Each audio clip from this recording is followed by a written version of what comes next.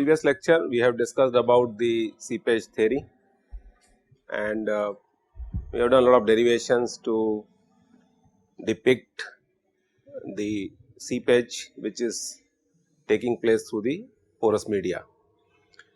And this is where I introduced the concept of flow nets, and the basic premise was that flow nets are required because most of the time in real life problems you will not be finding geometries which are very linear, which are well defined, or the material properties which are homogeneous isotropic. And hence in the form of flow net I can do mathematical manipulation to depict all these natural situations which are forcing geotechnical engineers to resort for mathematical modeling. So, having set the concepts of the seepage through the porous media, it will be a good idea to talk about the problems which are contemporary and where all this knowledge is required. So, in today's discussion mostly I will be concentrating on various studies, case studies you may say, various problems which professionals are facing.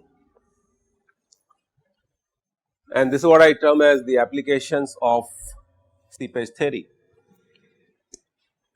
Now, in most of the real life problems,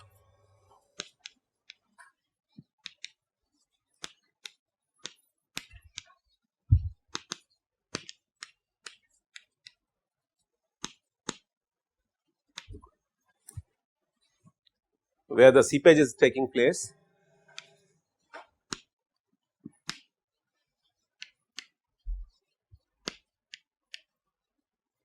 through the porous media,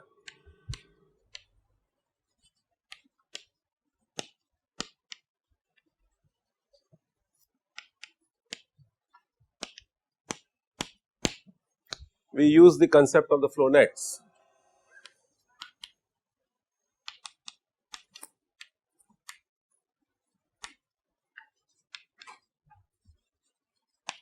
And some of these examples would be, let us say example problem number 1 or the situation number 1. I want to do deep excavations,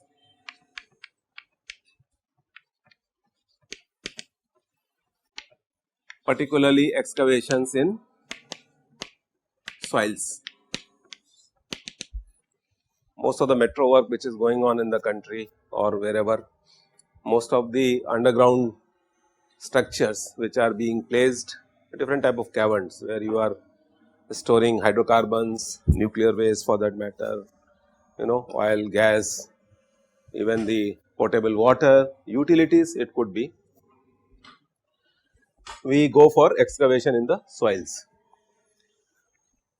Now, I am sure you must have seen or you will realize the fact that suppose if this is the ground surface and if I want to excavate to create some facility, what I will have to do is I will have to start digging,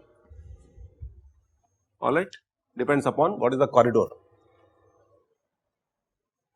The basic intention is, let us say I want to create a tunnel over here which would act like a metro tomorrow, or it could be a buried pipe, it could be your data communication system, fiber optic cables or electrical cables or whatever.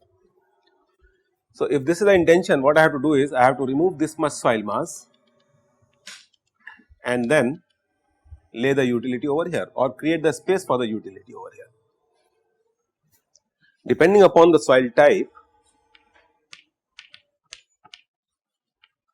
alright, it may so happen that the moment you start excavating by scraping the material layer by layer, after a certain depth the entire soil mass may yield, it may collapse.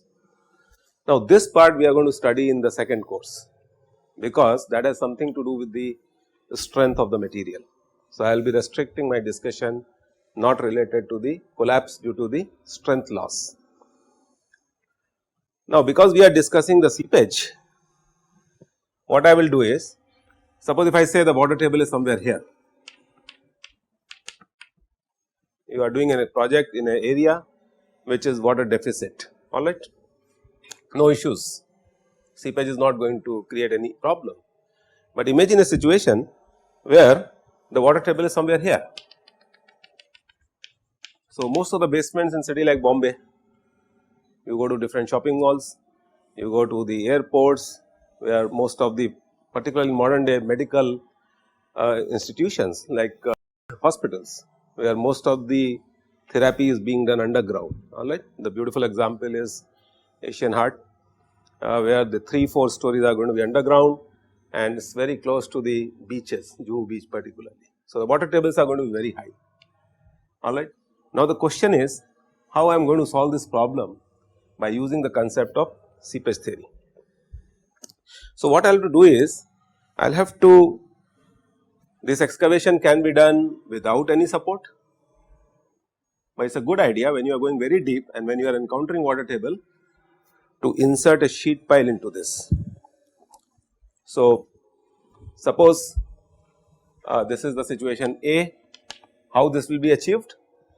I will insert in the ground mass or the ground surface a sheet pile. Have you ever seen a sheet pile? Yes or no?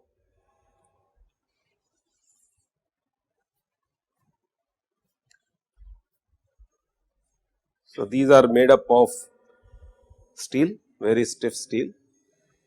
There will be a cutting edge at the bottom and these are 2D elements like this, made up of very high stiffness steel. So, what we do normally is of certain size and shapes and the geometry depending upon your requirement. So, what I will do is this element of steel I will tamp from the top so that it goes inside. Excessive deep depths can also be achieved by welding the 2-3 elements. Normally these elements are 10 meter long, 5 meter long depending upon your requirement. So, this is what is inserted over here.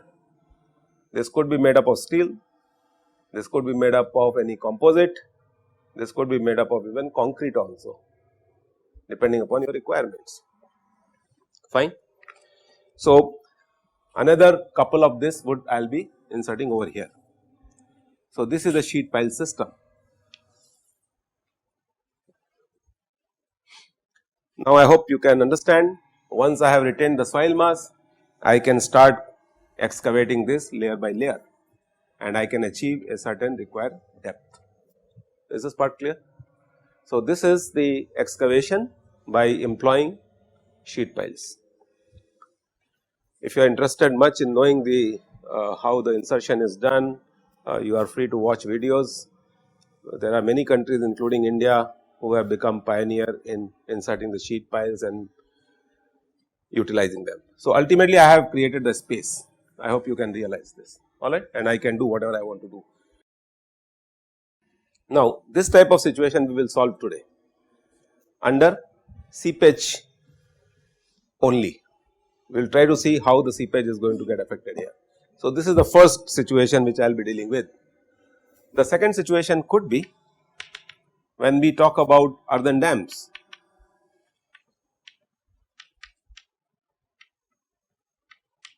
Earthen dams are the dams which are made up of compacted earth or compacted soil.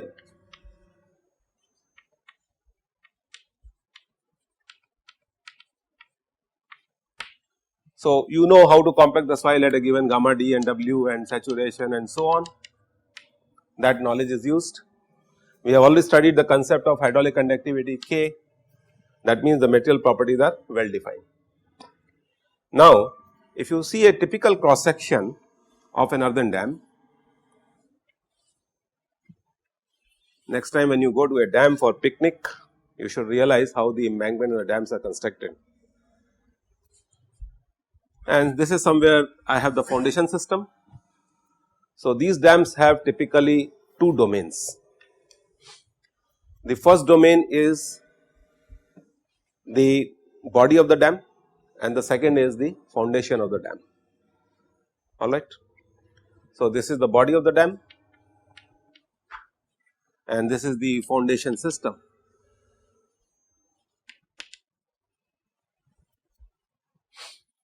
Now, depending upon the situation, I can create from here this two situations.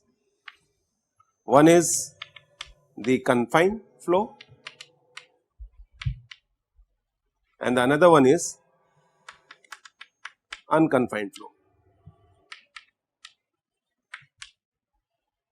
Remember, we have already done the analysis of the wells in confined aquifer and unconfined aquifer, alright. So, stop writing for a minute and just understand the basics, so everything will be clear forever. The whole idea of creating this embankment is I want to store water. One of the applications could be, when I am storing water, this side is known as upstream side and this side is known as downstream side. Sometimes people also call this as a tailwater. If the cross section of the embankment or the dam is homogeneous, alright, this falls under the category of homogeneous cross section.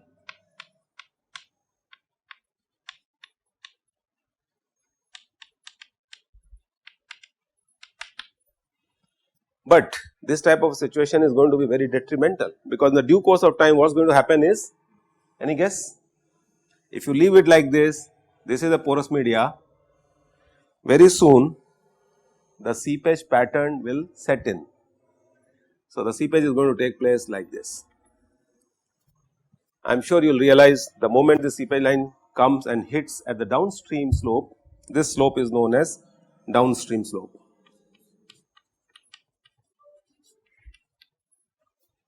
And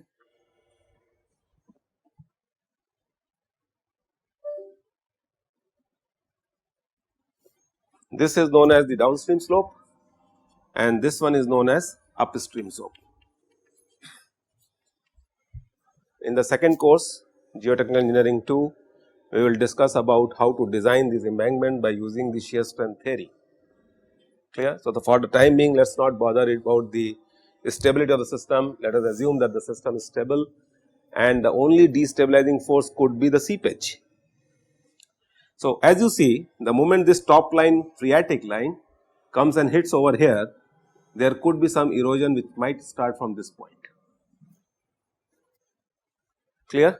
So, in order to stop that, what is done is, normally we design filters.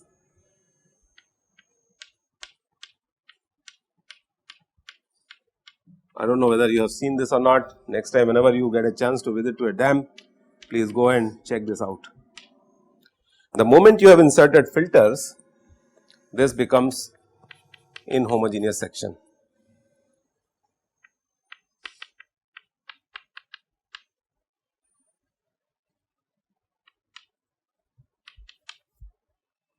The whole idea of putting filter is that this seepage line is not going to hit the downstream slope. We will do this analysis in the next lecture, and I am making sure that the top phreatic line comes and meets the filter and not affects the stability of the downstream slope of the dam. So, I have created 4 situations out of it. Starting from earthen dam, we know the compaction state. First thing we have done is, we have defined the domain of seepage, that is the body of the dam as well as the foundation system. Clear? The moment I replace the body of the dam with, let us say, RCC, concrete dam, seepage is not going to take place through concrete, and hence the seepage is going to take place only through the foundation system. Clear? In that case, what I have done is, I have restricted the domain of seepage. So, confined flow is one of the examples of, let us say, RCC dam body. So, what I have done? I have confined the flow to occur only through the foundation, which happens to be a porous media. As compared to the foundation soil, the RCC is much impervious. So, I have created a confined flow. As far as normal earthen dam is concerned, the top phreatic line depends upon the head at the upstream side and at the head at the downstream side. So, it will fluctuate and hence the system becomes unconfined. Fine. We will do this type of analysis in today's lecture. Another interesting situation could be, suppose if I want to create land, because land creation is the fashion of the day and this is what gives you money, is it not? Everybody is trying to create land, new cities are being developed. So, suppose there is a situation like this is the offshore environment. So, water table is in the form of, let us say, mean sea level, and what I want to do is I am a multimillionaire and I want to see every day morning sunrise and sunset, from the Arabian Sea. It's my wish, money is not an issue, and I have the land. So, what I want to do is I want to create a system of my recreation which is going to be somewhere here like this, let us say, and this whole building is going to be on the top of this. Do you realize what we have done? We have created land in a domain where there was no land. Now, this is where we will be studying the concept of bulkheads.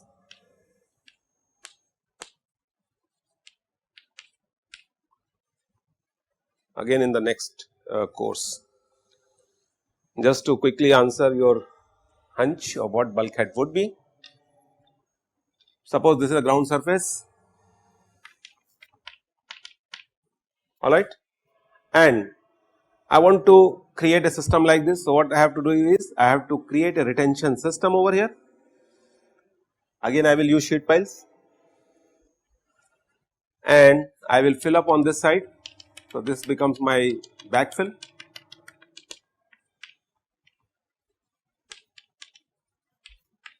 And this becomes my pad on which I can create something, and this is the offshore environment. Is this okay? This part is clear?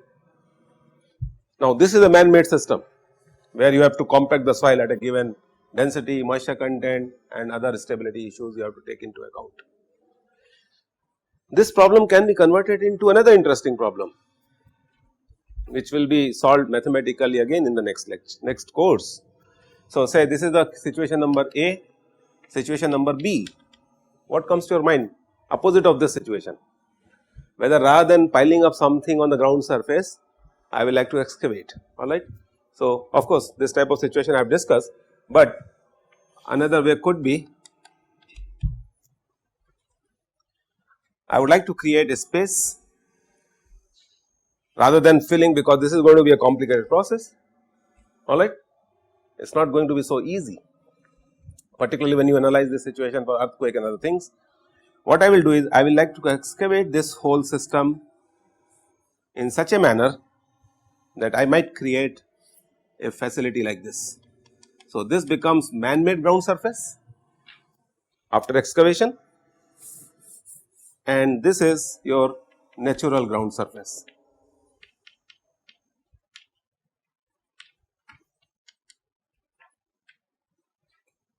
I hope you have realized that there are several situations which can be created, alright. So, these situations are the order of the day, because depending upon your client you would like to give them a solution where these type of things can be done. Another interesting problem which I am doing in Rajasthan deserts, is very difficult to retain the dunes, is it not? So, suppose if you want to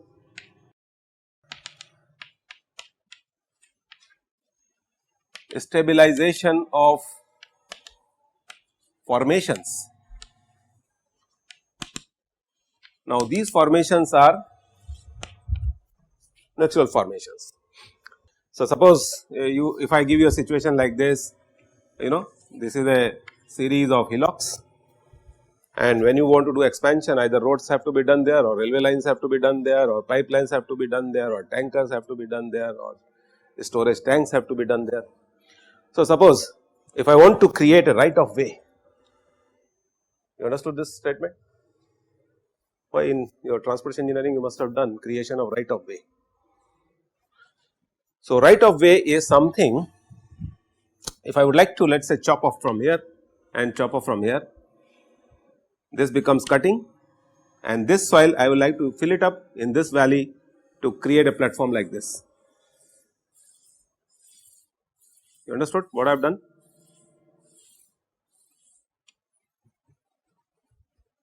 Is this okay? I have cut down the slopes. Of course, I have to take permissions from MOE, FCC and other agencies. So, after cutting this material, what I have done is I have filled it up over here to create a pad as if the ground was level. So, most of the construction which is going on in the hilly regions nowadays, most of the ropeways are being done for connecting different cities, strategic importance projects and so on. Once you have done this, look at this. What you have done over here is, again you are going to create a situation where the water table might interact with your sheet piles or the retention units which you have created. So, these are the retention systems, and I have created the right of way, and on this I can create a railway track, and that is it. Is this okay? So, I am sure you must be realizing that now we have started talking about the applications of the geotechnical engineering, and this is the design, this is the analysis, this is the conceptual thinking. And when you go and see some of the places where there was no civilization, no rehabilitation, say few years back, you appreciate the architects, is it not? So, architects give you the philosophy of design, but who executes it? Geotechnical guys, because I am sure this is all I have discussed about is the creation of land, fine. And most of the time in all these situations we are dealing with the soils which are in a state of compaction. Is this part clear? So, what I am going to do now is I will take a few situations and I will analyze them for seepage forces, pore pressures, the type of hydraulic gradients, exit hydraulic gradients and what not. Where would you like seepage to get collected, upstream or downstream? If I put a filter over here, what is going to happen? I can't retain anything in the dam body. So, normally please come out of the wrong concepts, filters are never done on the upstream side, but if your notion of filters is ripraps, so he has added one more concept to the list, design of ripraps. So, suppose if I have to discuss about the fifth structure would be design of aprons.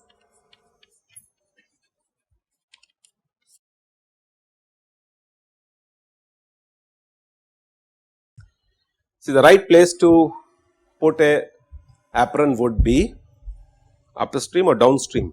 What I can do is to stabilize this whole thing, I can put some tetrapod here, the way you must have seen them on Marine Drive, alright.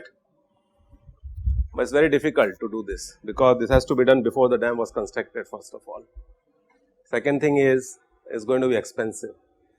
Third thing is it is not going to be practical. So, what we do normally is we design a apron over here. What this apron does? We have already talked about the I critical thing in the previous lecture, if you remember. We have proved that because of the seepage which is going to take place through the foundation system, there would be an exit gradient I critical, and this we have defined as G minus 1 over 1 plus E. So, in order to negotiate the effect of I critical so that the downstream does not get eroded,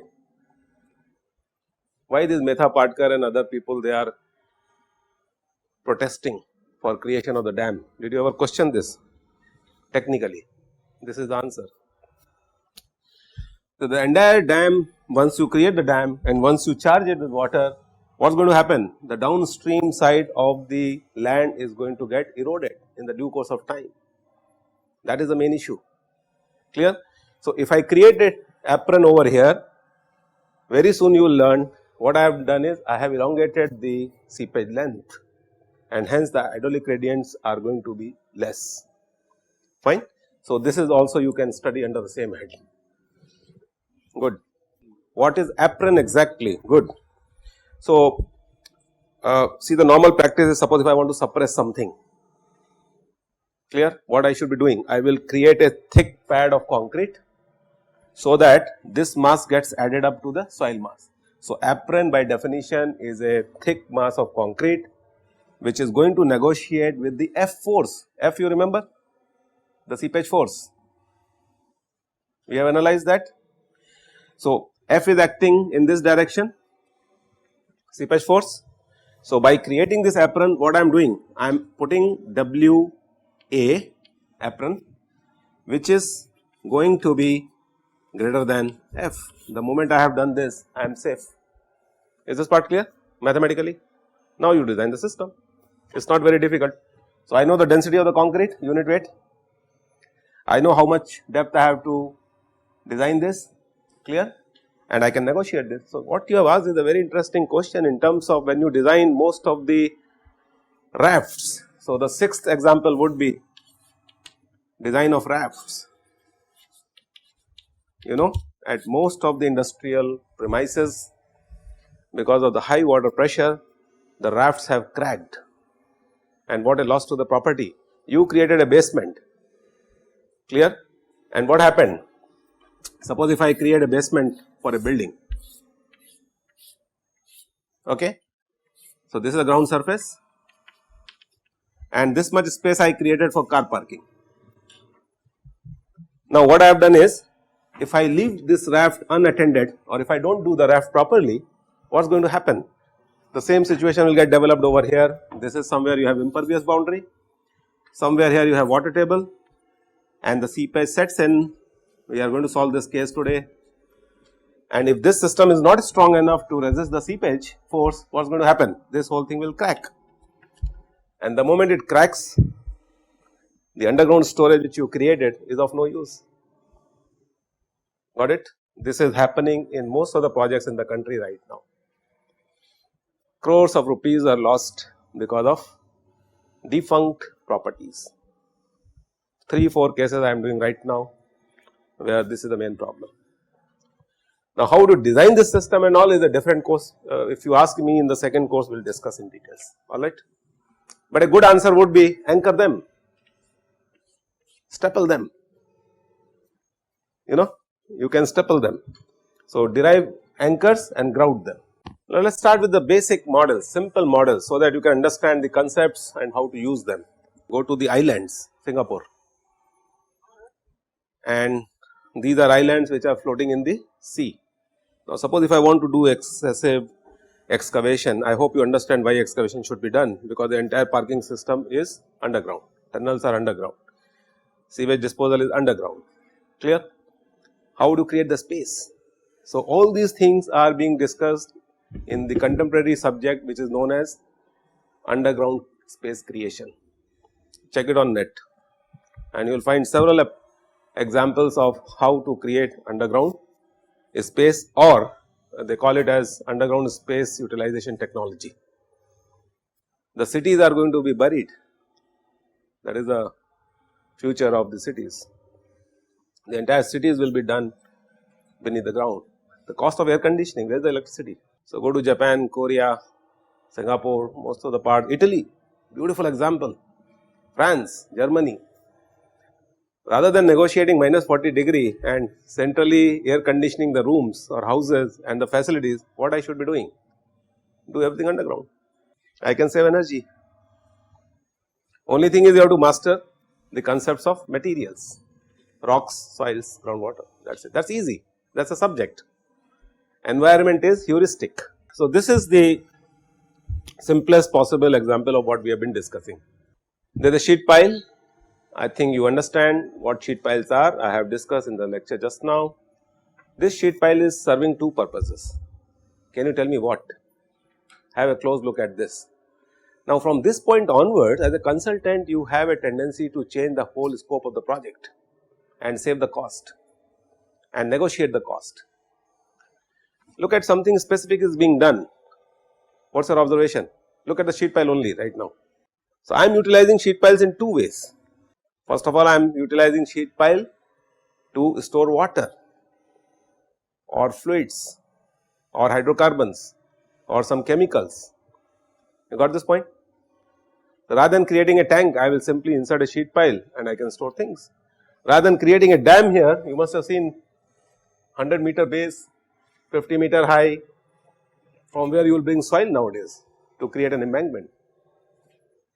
Clear? So, this is how the conventional geomechanics is getting transformed to latest solutions. What I need is, I need very high strength sheet pile, that is it. So, whatever my embankment was doing in terms of retention of water, I can achieve it by simply inserting an element up to a certain depth, fine. So, this sheet pile, the moment it is inserted, it is holding a certain water column. I used the word bulkhead some time back. This is the bulk, clear? Any fluid, any mass which is being stored above the ground surface becomes a bulk. So, bulkhead is nothing but a sort of a pile which is helping you to retain a certain volume of the material. So, ultimately I can store water up to this height. There is a downstream side, because the moment you have inserted this, you have created a hydraulic gradient. Until now we have been solving simple problems of soil mass packed in the tube and then connected to two reservoirs, clear? Now, what has happened? If you dig it today, in the due course of time, the seepage regime will develop over here, and then the height of the water column on the downstream side will stabilize. Now, this is the state when steady state seepage has already stabilized through the foundation of the sheet pile system. Yes, okay. Now, that would depend upon the porosity of the media, hydraulic conductivity of the media, type of the soil, type of the boundary conditions, clear, and the type of the inclusion which you have inserted over here. So, answering your question number 1, you asked about this drainage system and so on, where should I put the filters and all. Now, let us study this problem like this. Few concepts first before we start doing the analysis. So, this is the ground surface, and by retaining this water, this is the sheet pile of certain thickness, certain modulus of, what do we call it, E into I, stiffness modulus. In a structure analysis you must be doing the course, E into I is the stiffness modulus. So, I can select an element, this becomes sheet pile, and this is how the seepage regimes develop. What I have written here is, it's a 2-dimensional flow, number 1. Why? Because we are considering everything perpendicular to the plane. So, as if the width of the sheet pile is unity, 1 meter, clear, and hence we have made a 3-dimensional problem into a 2-dimensional problem. Now, this line AA is defined as the equipotential line. This is an equipotential line. Why is an equipotential line? Have you understood or not, all of you?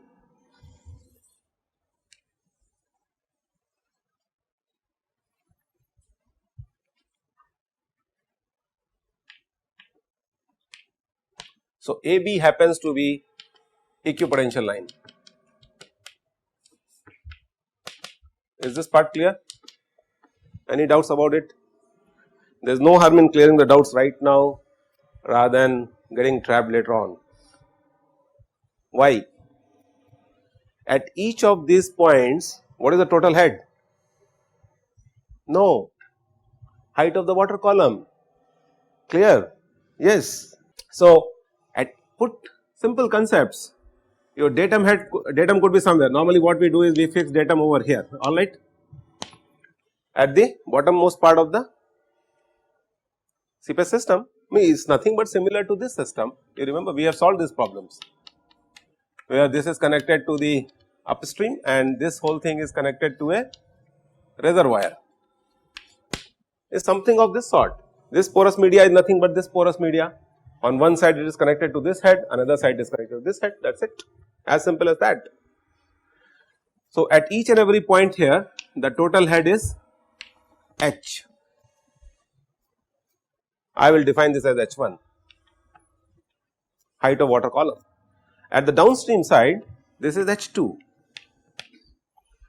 What causes flow to occur? Delta H. What is delta H? H1 minus H2. Clear? This I am defining as H.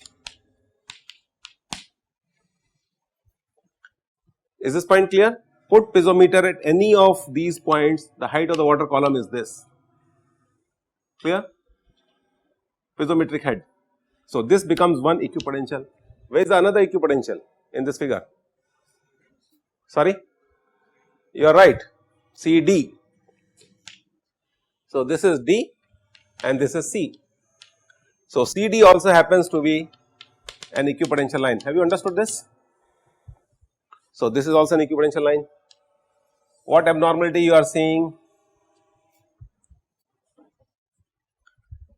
If this sheet pile was not there, would the equipotential lines would have existed?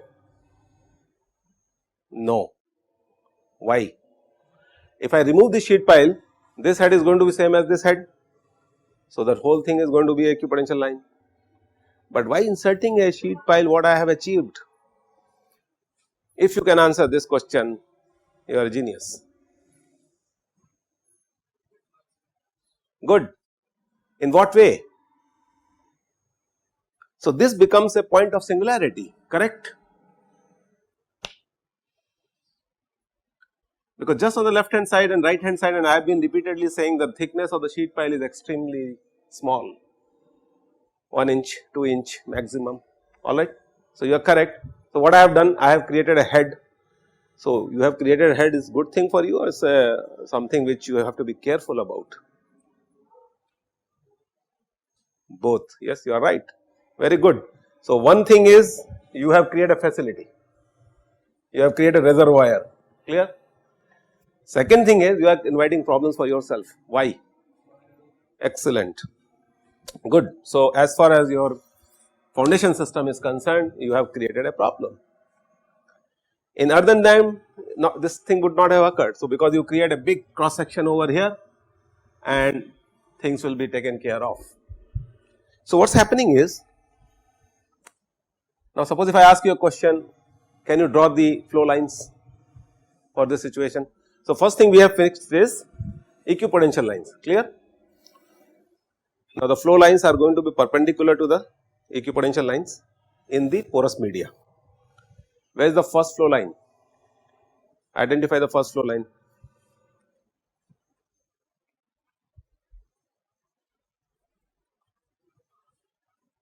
The first flow line is along the inclusion which you have created. We call this as a creep flow. That means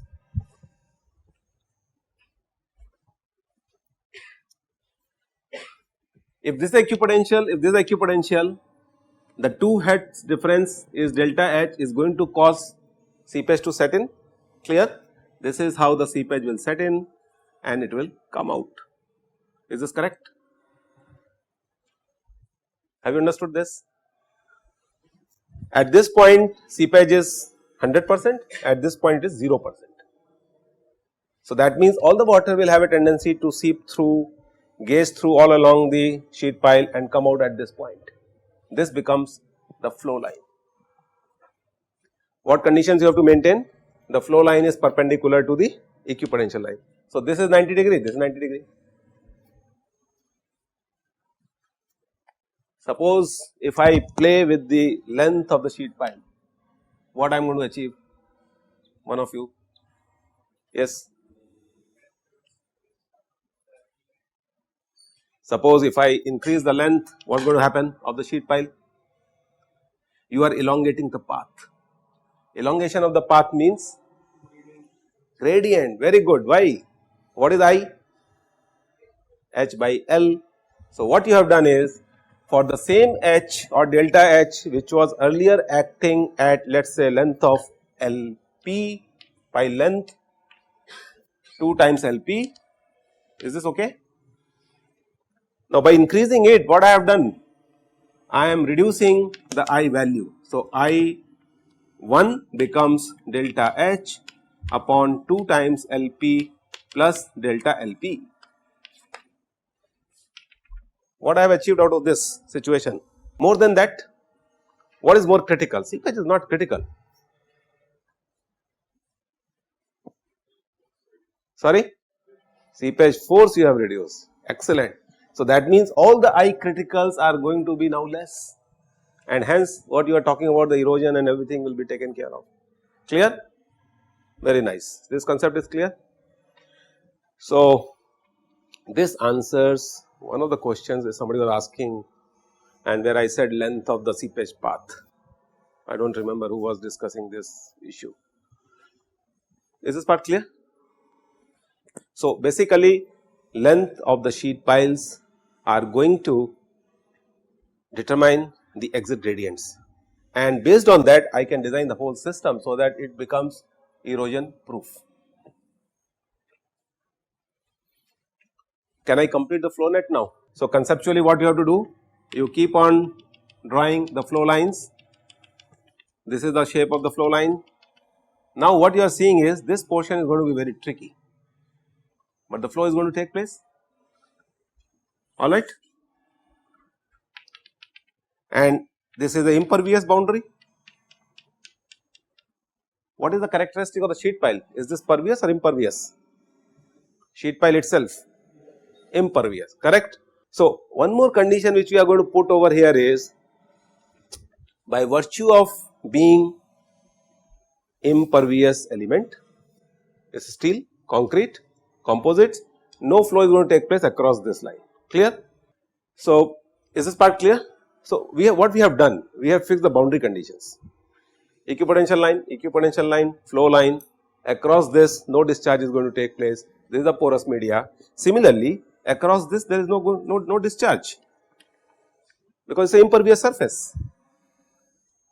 Now, if there is no discharge across this line, this is also going to be a flow line, agreed, correct. So, that means the bottommost flow line would be something this, it is okay, correct. This is a confined flow because the domain of the flow is fixed, even if H decreases does not matter, because the flow domain is fixed. Unconfined situation we will discuss later on. See, normally what we do is, we have to plot these flow nets now. The flow nets are drawn, when we were students we used to be given a Teldeltas paper. Check it on net, what is the application of Teldeltas paper. Question which you are asking is related to how to establish the flow nets, correct, in short. So, use this Teldeltas paper on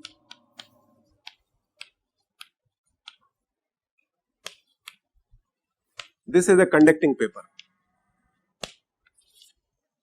On one side there is a silver paint, on the second side it is resistant to electricity. The whole thing from geotechnical point of view, now I am going to transform to electrical analogy, because I have to answer your question. This is a conducting paper. What I have to do is, a real life problem like this I have to scale down, plot it on a piece of paper which is Teldeltas paper. Is there a way to create sheet pile on this paper? So, you cut the paper here, by cutting what you have done, there is no conduction, the same thing as this, clear. So, the seepage has become equivalent to flow of current. This is the electrical analogy. The whole situation can be transformed to electrical analogy, very good. So, the moment you chop it, create a small slit on the paper of certain dimension. This is representing my sheet pile. How are you going to apply voltage? Oh, sorry, I answered my question. How are you going to create now the equipotentials? Good. So, what you do is, on this paper you apply some silver paint and connect it to, let us say, 10 volt. and on this side you apply silver paint and let it be ground. So, what I have done? I have created a 10 volt differential between the two. Now, listen carefully, answer to your question.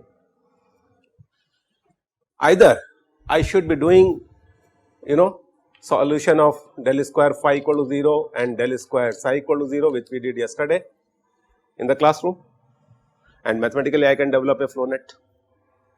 What conditions you have to maintain? If you remember, delta S equal to delta N square, curvilinear square or a linear square, clear? And psi and phi are going to be perpendicular to each other.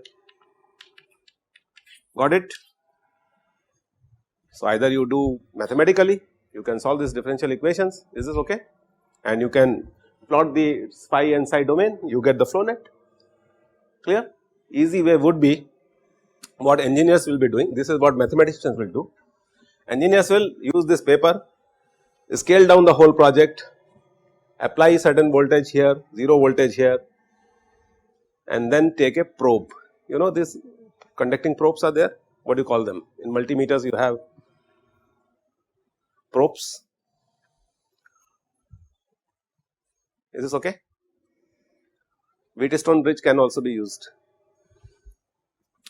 And suppose if I touch at this point, if I touch at this point, if I touch at this point and so on. So, what I am going to get? Potential. Is this okay? So, as precise as I want, I can use that probe which is connected to a digital potentiometer or whatever, and I can find out the voltages across this point. Once the voltages are known, you get the equipotential line. Is this okay? Now, once the equipotential lines are obtained, what you have to do is draw the flow lines by keeping these three things intact, either linear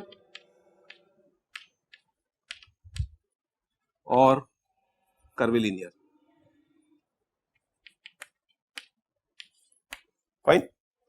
Is this the answer you have understood? Then what should I be doing? Having done this, I can transform the whole thing on this scale also. Sometimes people use copper sulphate solution also for analyzing these things. Ultimately, everything will get affected in the form of void ratio porosity, and these things will reflect on gamma d, and this is going to reflect on K, that is it. How does it matter? Got it? So, if I do a borehole here before inserting the sheet pile, if I know the profile of the soil, I know the void ratios, porosities, I can compute gamma d, I can relate it to the hydraulic conductivity, that is all. The question is, why are we doing all this analysis? One is, okay, we have established the flow net. So, all these become the flow lines. The whole idea of doing this flow net is, as somebody said correctly, I want to find out what is the discharge taking place across the sheet pile system. Because what is your whole intention? The whole intention is that this water should not be lost at all. Polavaram Canal is a beautiful example. Clear? You have a lift irrigation system, pervious land, even if you store water, everything will seep through. What is the point in spending crores of rupees? So, what should I be doing? I should be computing Q for different lengths of the sheet piles, try to minimize it and achieve a situation where Q tends to 0. I have created a very pervious system, engineering wise impervious, through which nothing discharges. What else you wanted? By playing with the length of the flow lines only, nothing else, simple solution. Got it? First is apply the voltage, get the phi. Once you have got the phi, from here you can get the psi, keeping the boundary conditions in place. Little bit analysis of this type of a situation I will do. So, coming back to the deep excavations, as I discussed, this is the ground surface and I am creating some space, and this is the end of the excavation. So, I have to remove this soil. Tell me one thing, the moment I remove this soil, what is going to happen? What happens when the soil at that portion has been removed? Excavation has been done. So, the question is, if you are putting these sheet piles and if you remove this soil, what comes to your mind? Number one, forget about seepage analysis and all. What is going to happen? And provided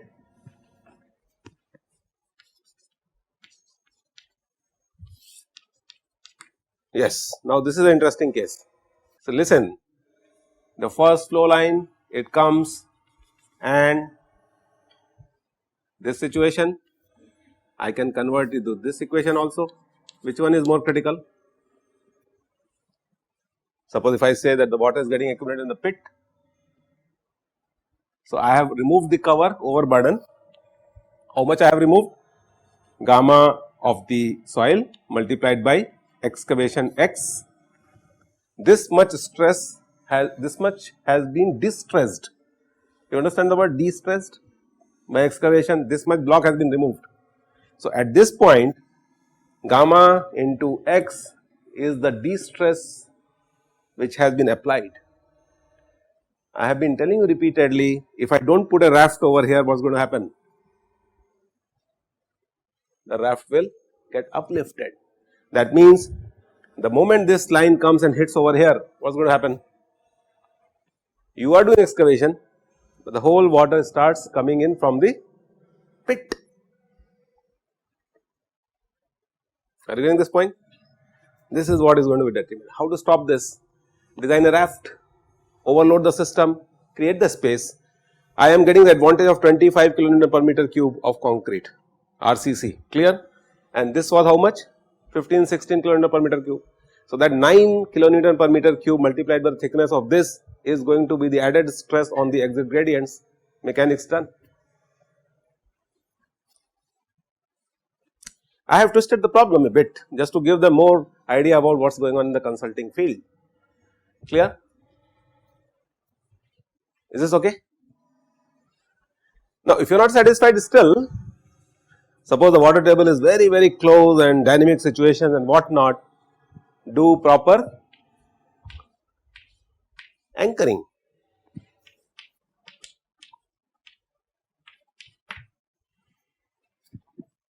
What anchors are going to do? They are going to hold the raft always, and this much of the pressure is going to get added up to the weight of the system, because 9 kilonewton per meter cube multiplied with the x is not going to compensate for 25 into x value, sorry 16 times x value. So, in order to keep this holding, I can put anchors also, but anchors are not going to be helpful as far as the seepage is concerned. So, if you might have noticed, what I did is I started with this situation and slightly less than this. Now, I would say if both sides are same as far as the hydraulic head is concerned, what is going to happen? This becomes the line of symmetry, clear? Okay. So, what is happening over here is the same thing is happening over here. So, up to this portion this side will contribute, up to this portion this side will contribute, and hence your flow nets are done. Is this okay? This is what you are asking? If the difference exists, then difference in water level exists between this and this. So, suppose if I say this is HL and this is HR, yes. So, what is going to happen? Unsteady state, clear? So, this system will keep on equilibrating with each other like a dashpot. So, the seepage will occur. If you are allowing seepage to take place through, it does not get affected, clear? But if you are not allowing any seepage to take place through, the whole problem will get changed, because then this becomes a what type of boundary condition this would be now? Flow lines coming and hitting a plane, equipotential.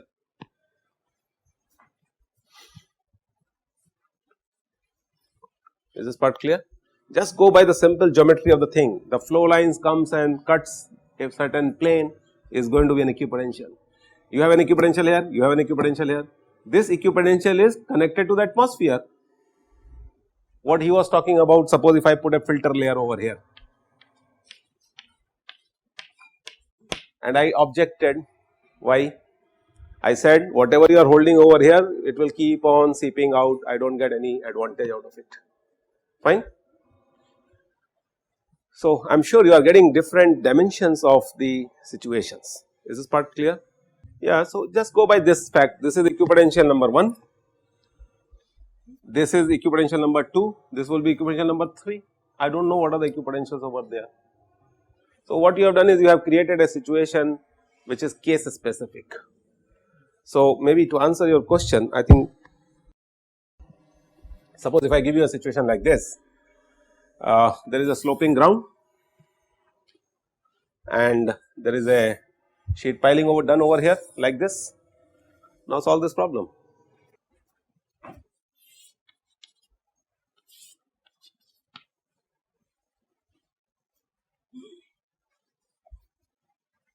You enjoyed this question?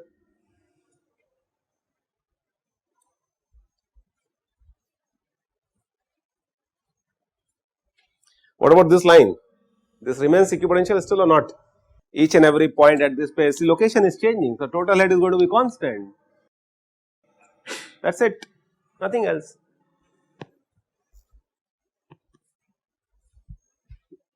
The only difference between this situation and the earlier situation is this was horizontal.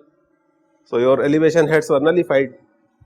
Now, what has happened? Each point will contribute to a certain elevation head also, and the piezometric head is at this point this much, at this point this much, at this point this much, at this point this much, so on. So, this is a sheet pile, this is a sheet pile, this is the ground surface. Here you have H1, H2, or this is H1, it could be H2 also, whatever we have discussed this. This is the end of the excavation, and the water table I have shown at this point itself, and I am considering this as datum. Then there is the impervious surface. Having established the flow net by one of the methods, either numerically or by graphically using the Teledeltas paper, you can draw the flow nets and then start analyzing it. So, when you analyze, we have to count number of drops and number of flow lines. This is what we discussed in the last lecture, and I think I have introduced this concept that Q is equal to K into NF upon ND multiplied by H, where H is nothing but delta H. So, H could be delta H, H1 minus H2, NF is the number of flow channels, ND is the number of drops of the equipotential line. Having done the flow net, start counting. This is equipotential, this is the bottommost flow line, impervious layer, so no discharge is going to take place through this, good. Sheet pile, no discharge across this, this happens to the first flow line, grazing through the sheet pile itself, alright. The next flow line is this, next is this, so on, symmetrical case, both sides, this is the regime, flow regime which has got established. From this point to this point, which is atmospheric, I hope you understand the seepage is being caused by this head minus 0, clear, agreed. In other words, the head is dropping from this plane to this plane in number of drops, which I have represented as ND. Start counting it. First drop, this is the first segment, first drop, second drop, third drop, fourth drop, fifth, sixth, seventh, eighth, ninth, 10th, meaning thereby the entire head has got dissipated in the porous media in 10 drops. Is this okay? So, we have counted NDs. In other words, if this is 100% potential and this is 0% potential, what will be the value of H at each of these lines, equipotential lines? If this is 100, this will be 90, this will be 80, this will be 70, this will be 60, 50, 40, 30, 20, 10, I have missed out at some other place. So, this is 100%, let us say 100, this is 90, 80, 70, yeah, 70, 60, 50, 40, 30, 20, 10, 0. Okay. So, truly speaking, at each of these equipotential you know the H value. Is this correct or not? H by 10 multiplied by ND is the value of the head at that point. Now, you need not to insert piezometer and all, because the moment you have done flow net, you know the value of H at every point. Is this part clear? How many flow lines are there? Ticks. This is the first flow channel, this is the second flow channel, this is the third flow channel, and so on. There would be a flow channel which will be grazing through the horizontal plane at infinite distance on both sides. So, that means this is the NF number 1, NF number 2, NF number 3, but truly it is not 3, this is 3 point something. Clear? So, how many flow channels are there? NF we have got, ND we have got, H we know. If K is known, I know what is the value of Q. And remember, this Q is the discharge which is taking place through the space between the sheet pile and the formation. So, this is the value of Q over here per unit width of the cross section perpendicular to the plane. Please take 1 or 2 minutes to understand, and in case you have doubts, we will discuss again. I can keep on refining the flow nets at millimeter scale also. So, I can dissipate the entire delta H in 1000 steps also. How much time is required, how much computational time is required, clear? Whether this is really required or not. So, I can do very fine mesh to create more NDs also there. I think this is what you are trying to ask. This is the flow line. So, there is no harm in drawing a line like this of the equipotential. Is this correct technically? Flow line is perpendicular to the equipotential line. So, are you happy with this situation or not? I had written something over here, del phi, del psi perpendicular to each other, and then boundary condition, what was that? I had written 2 more things. Sorry, del S equal to del N, and either linear grids or non-linear squares, clear? So, what is your understanding? We should not. Why? Singularity point. This concept of singularity point you will enjoy, I am sure, instruction also. So, what we are trying to discuss over here is, say this is a sheet pile, this is the flow line, and then you want to draw an equipotential over here. I said no harm, but look at this point. This point is acting as a flow line also, it is acting as an equipotential also. You are defying the phi perpendicular to psi concept. So, these points are known as singularity points. That means, we do not consider them in analysis, but you can't defy them also because they exist. Fine, clear? So, I can bypass this drop and I can take some other drops in the nearby. This is how it has been done. You have the voltage here V1, you have the voltage here V2. What I am doing is I am just trying to find out what is the voltage distribution in the domain, that is it. So, by using that probe I am just fixing what is the voltage, that is it, nothing else, there is no reading. So, you are establishing the EQ voltage point. So, this becomes equipotential line, fine, and one of the lines is this, another line is this, alright, done. And the bottom portion, if it is impervious, all these equipotential lines will come and hit the flow line, because bottom is also a flow line we discussed. So, they will be perpendicular 90, 90 and so on. Once the equipotential lines have been fixed, what you can do is you start now plotting flow lines, maintaining the geometry of squareness. So, it depends upon the step for the voltage which you have chosen, because your delta S is equal to delta N. So, if you are going for very fine, your flow lines will become very fine, more number of channels. So, ultimately what we are discussing is, it's interesting that you are asking this question. If I say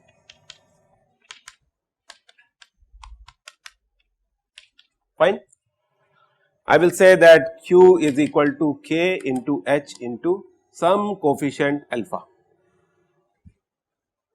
which is a geometrical coefficient.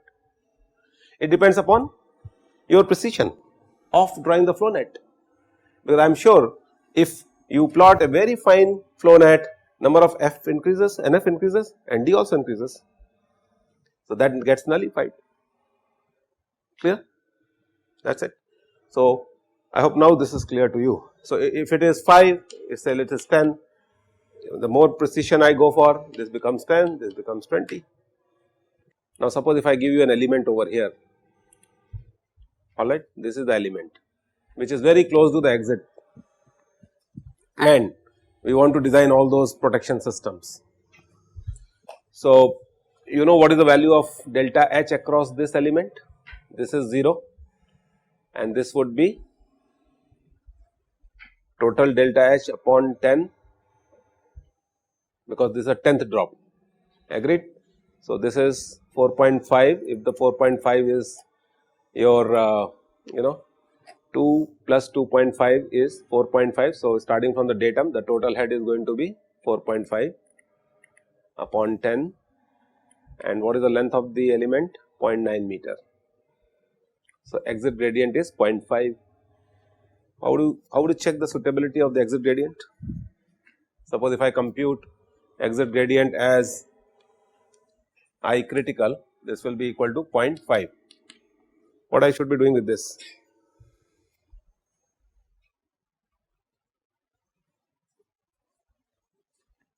Now, this is equal to your G minus 1 over 1 plus E. We have proven this when we are doing the seepage force analysis.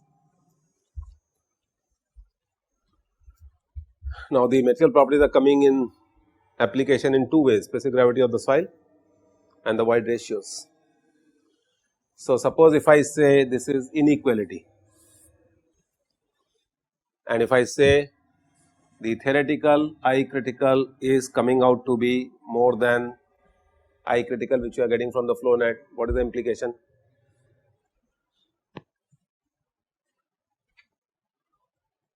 And suppose if I say that this is less than equal to, not equal to, less than this is 1 and greater than equal to is another case, what is the implication? So, just by using these signs I have changed the implication of the entire situation. The theoretical exit gradient is going to be more than the I critical which you are getting. Your sheet pile system is working absolutely all right. In this case, exit gradients are going to be much more than the theoretical one. It appears that the piping is going to take place. You must have done this piping.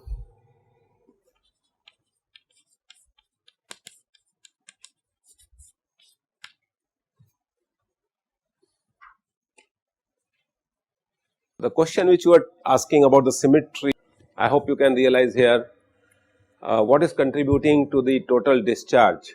We talked about only one half, 1, 2, 3, 3 point something, and this portion is also connected with the channels 1, 2, 3. So, it is about 6, 7 which you might consider, and then your number of flow lines which are contributing to the system would be 7 or 6 and drops would be 10, and then you can solve this. What is the significance of this 2.25 here? This much is the space through which the discharge is going to occur. So, basically this Q is going to take place through this, and the way it looks like is, this is your third dimension of the entire system,